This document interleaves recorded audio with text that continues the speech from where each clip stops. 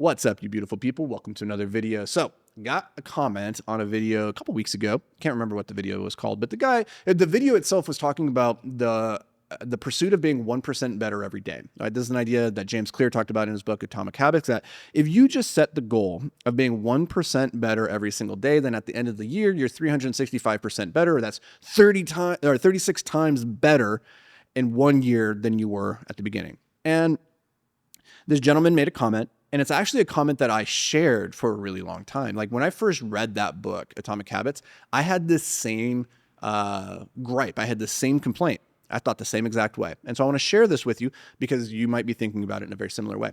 So his feedback was, okay, yeah, but like 1% every day is impossible to maintain pretty much any activity, right? And the example that he used was the bench press. He's like, you could start, let's say, at 50 pounds. And then every day you're like, I'm going to add 1%, right? Well, so the next day that would be 50 and a half pounds, right? Now you're at 50 and a half pounds. And then the next day that's 51 pounds, right? He goes, sure, you're going to make progress up to a point. But within, maybe just 3 or 4 months, you're now going to be at what, 250 pounds, 270 pounds, 400 pounds pretty soon. He's like, there comes a limit where like, you're not going to be able to do more. And he's right. He's right. And it's the same complaint that I had, which is like 1% compounded day after day is an incredible amount of gains. It's wild. Like you don't get those returns. There's a reason why 36x is a wild return for 1 year. That's wild, right? I had the same issue. And so whenever I hear people say like, oh, 1% better every day, I'm like, yeah, but that's like impossible to maintain. Here's what's wrong about that though. And this took a little bit of figuring out, is that 1% better depends on how you measure it, right? So in this example that the gentleman gave with the bench press, he only had one way of measuring progress. He chose increase of weight as the metric for improving by 1%.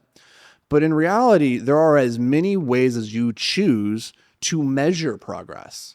And so in that bench press example, what I shared with him is like, sure, if we just strictly use weight as the metric by which we measure progress, then you will hit a plateau. But if you used, let's say, form, okay, did I keep my back arched all the way through? Did I keep pressure from my heels up and through? Did I do that 1% better today than I did yesterday? Maybe the next day that you show up, you work on your breathing. Did I breathe on the eccentric or the concentric or whatever part that you're supposed to be breathing on? I don't even know. Like there's an area that I could improve on, right? Maybe it's your mindset. Did I go into that rep with the right mindset? Did I believe? Was I focused? Was I actually connecting my mind with my muscles? Did I do that better than I did it last time? Maybe it's reps. So like instead of just measuring pure weight, maybe you're measuring how many reps you did. And so there's just right there, that's 6 different ways that you could measure. Every single week, you could strive to get 1% better at each one of those. And if in conglomeration, that all equals 1% better at this idea of the bench press. Now, this is the part that I think trips us up a lot of times, is that we measure our progress in life based off the things that are the easiest to actually weigh on a scale, right? This is why we get so fixated on making money and using that as a scoreboard for success, is just because it's really easy to track. Like how many dollars do you have in the bank? That's an easy scorecard. Harder to measure is like how healthy you are. You could use like body fat percentage. You could use BMI index. You could use whatever metrics that you want to, but like, is that a holistic answer? Maybe not. Maybe like mental health is another way that you can measure health of your body, right? But that one's trickier. It's trickier to measure like how happy you are, how positive you are, how optimistic you are, how much time you spend in a good mood versus in a bad mood, right? And because it's harder to measure, we don't measure them and we replace it instead with like BMI, body fat percentage, right? We get stuck on dollars in the bank.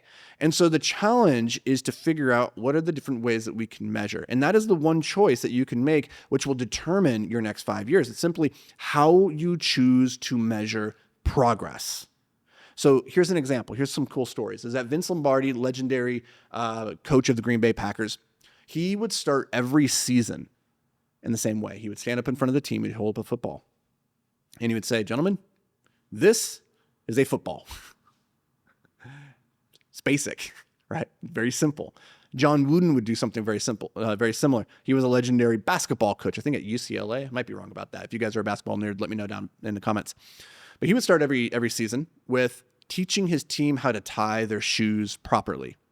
Because if you don't tie your shoes properly, if you don't put your socks on correctly, you're going to get a blister. And if you get a blister, it's going to impact how you move.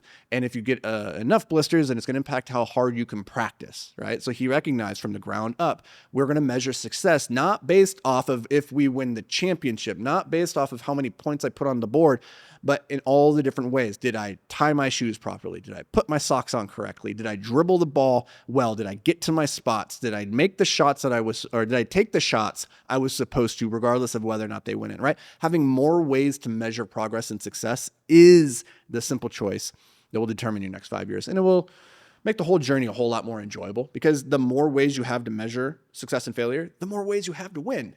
Right? Like, instead of just always measuring, is my bench press improving based off of, am I moving more weight? If instead I go into it and I'm like, you know what?